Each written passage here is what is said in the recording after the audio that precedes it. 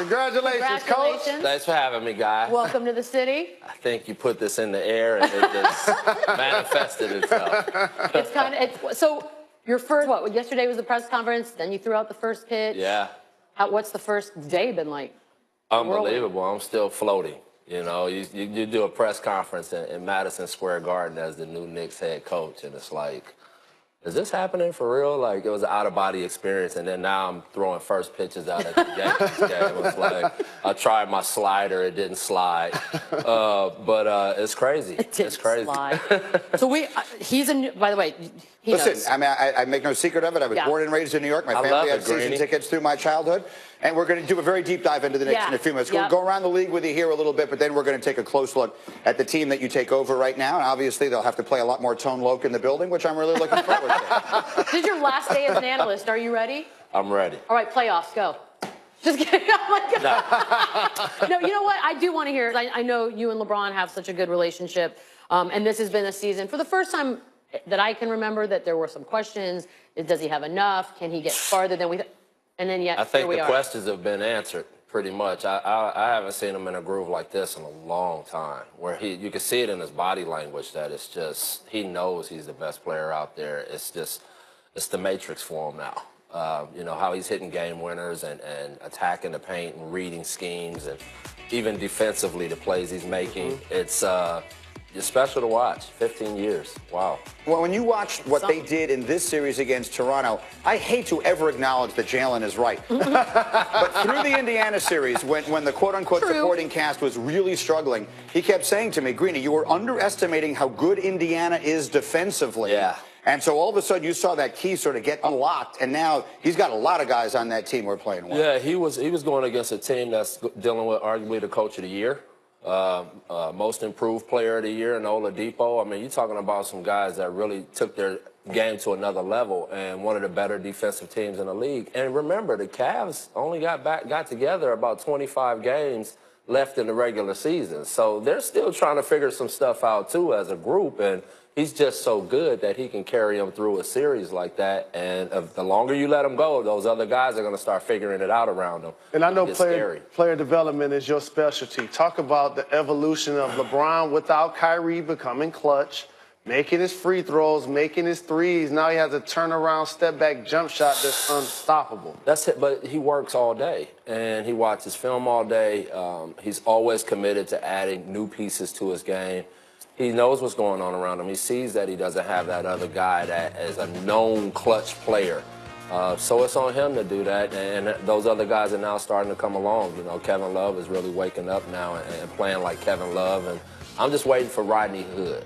That's the guy, because he has the talent to take him to another level. So I want to ask you a follow-up question about Rodney Hood, because I've been in this position. 7 minutes to go, it's a blowout game. Coach goes to you, wants to put you in the game. For whatever reason, he decided he didn't want to go into the game.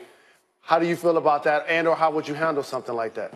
I would have hoped he would have won the game because it's rhythm. You know, it's like I was yelling at my team against the Spurs about we were getting our butts kicked, but every minute counted. Because for those guys, I'm going to put one of them in the game next game. And you want to already have your feet wet and already kind of have a rhythm to the series and a feel and might have gotten hit or fouled.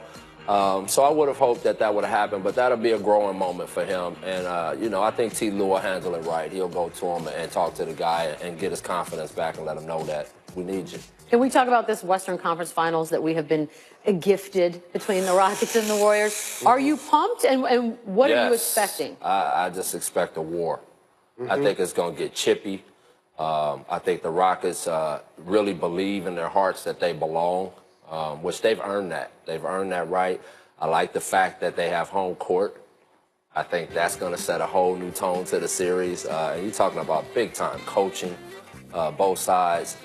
The mega stars going at it. This is what we watch it for. You know, this might be the finals.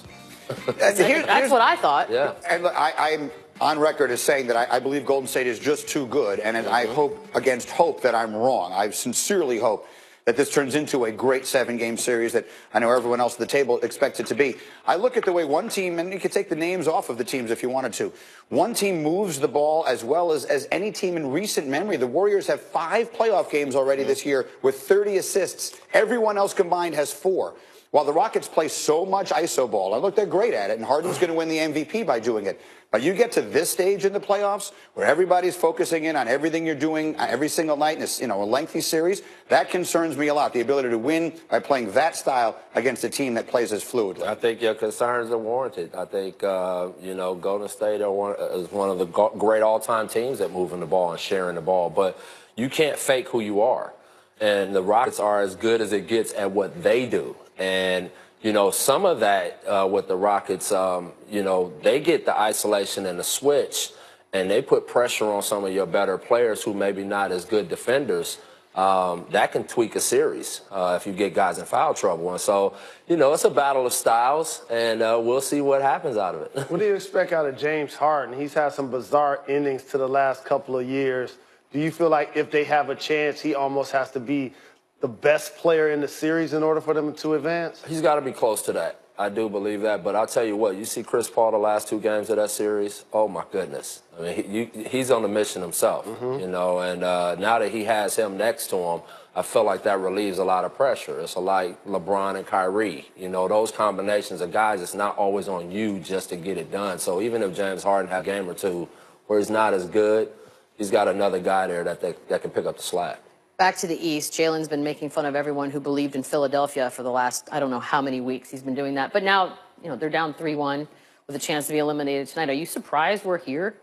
No, not at all. I thought Philly, they obviously started to figure it out as the season went on, and they went through their bumps and bruises, and then they hit that streak, and they took off, and I thought they really started to show growth. And the talent level against Miami, they just overwhelmed them.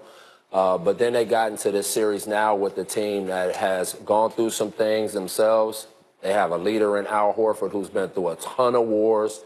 They're not, surprised that they're there. They're tough. They've been beat down. People have written them off, and they're very well coached. And so, this is what the Sixers have to go through, I think, to become the team that I think they want to be. Listen, I mean, one genius at this table picked the Sixers to win this in a sweep, and I'm going to wind up being right. It was just not going to be the first 4 games. They're going to wind up sweeping the last 4 You hear what I got to deal with? It shows a lot of character of the Sixers to get that thing to go back to Boston. So a lot of teams would have laid down and just slept in their beds that night. Raptors. They got up, and I'm not knocking at them either. I'm not saying no, we that. are. We're looking right up at you, Toronto. I'm just saying that it happens. All right, we got to go to a break. We can come back. Coach Fizz is Coach Fizz again, and he is the head coach of the New York Knicks. What's going to happen with Kristaps Porzingis? Get him back, get him healthy. How about the young kid they drafted last year? All that and more with Coach Fizz right after this. Yes, indeed. Waka waka. All right.